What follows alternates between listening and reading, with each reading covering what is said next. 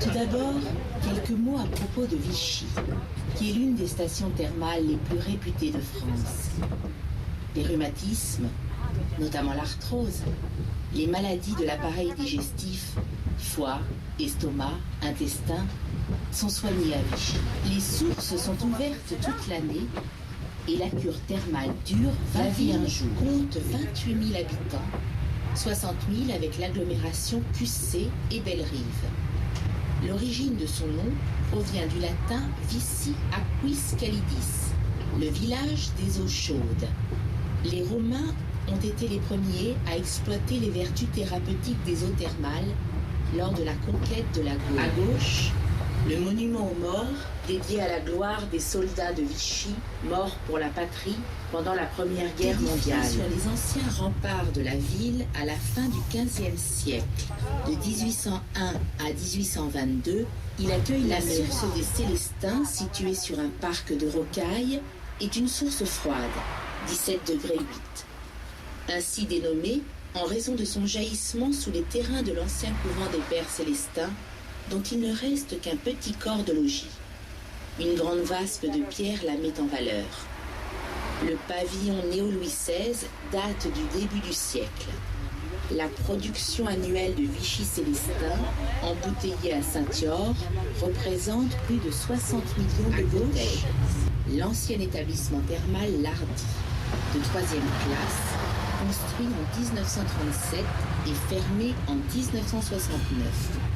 Cet établissement était bâti aux abords de la source Lardy, dont on disait à l'époque qu'elle produisait, chez les femmes en particulier, les mêmes phénomènes que le vin de champagne. Commerçante de Vichy, lors de son mariage en 1960 avec Jacques Charrier, Brigitte Bardot porte une robe simple en tissu Vichy rose et blanc.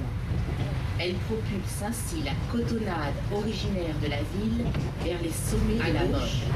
Le parc des Sources, créé sur décret de Napoléon Ier en 1812.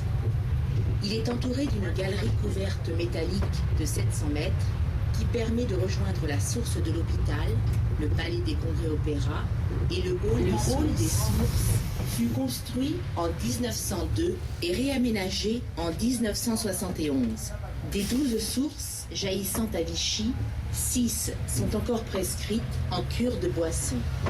Les 6 autres sont obturées, perdues ou inexploitées. Les galeries du Forum et le centre thermal des Dômes, inauguré en 1903 et agrandi en 1933, d'architecture orientale avec ses dômes en grès flammé. Des fresques représentant le bain et la source ornent le hall d'entrée de Calais.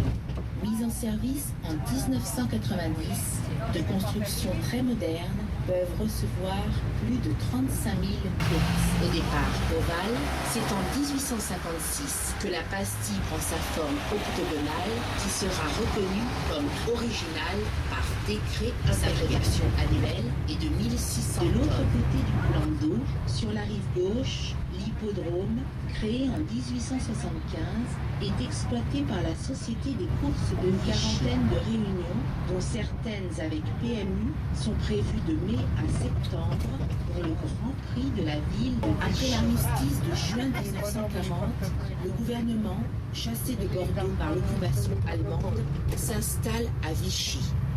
Les raisons de ce choix tiennent à l'importance de la capacité d'accueil de la Reine des Villes d'Eau et à la présence d'un standard téléphonique moderne. Début juillet 1940, arrivent les fonctionnaires, députés, sénateurs, membres du gouvernement et diplomates. Ils seront logés dans les divers hôtels et meublés de la ville.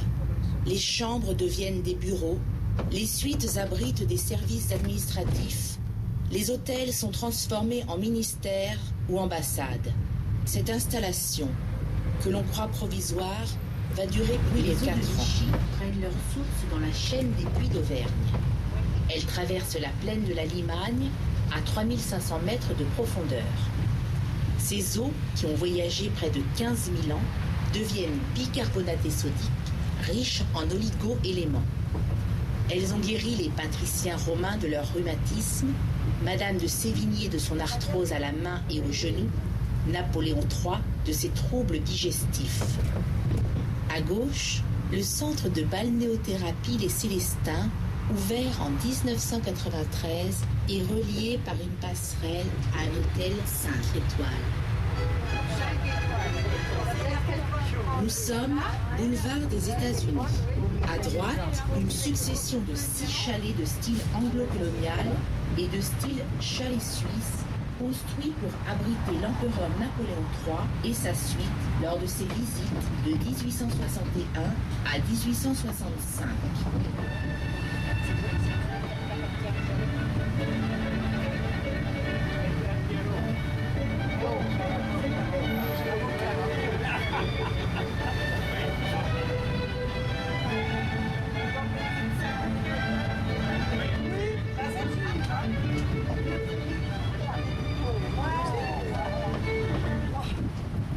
Le parc Napoléon III d'une superficie de 20 hectares. Ce parc à l'anglaise a été créé à partir de 1861 à la demande de Napoléon III.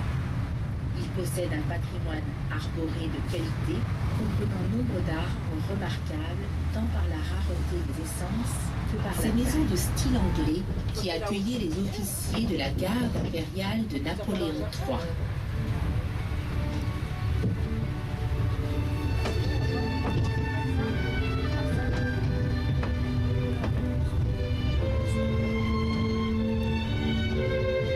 Sur la droite, l'ancien hôtel Majestic, réquisitionné de 1940 à 1944 pour loger les membres du gouvernement.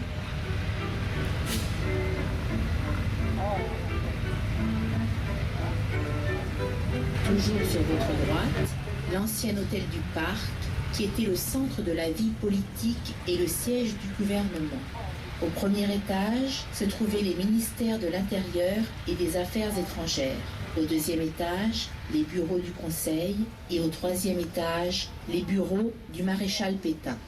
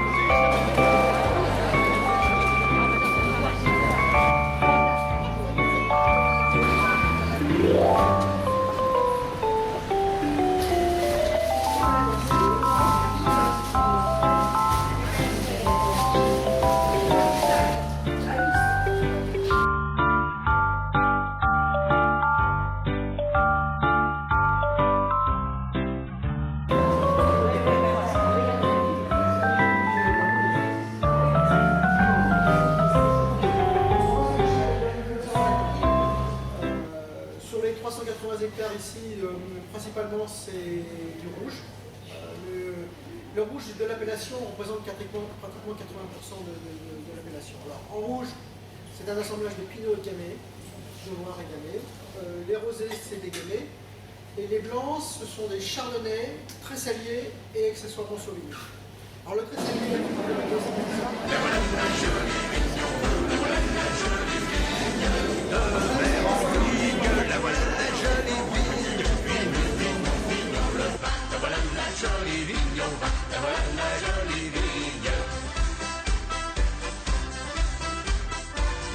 De Vignan grappe, la voilà la jolie grappe, grappe, grappe, grappe.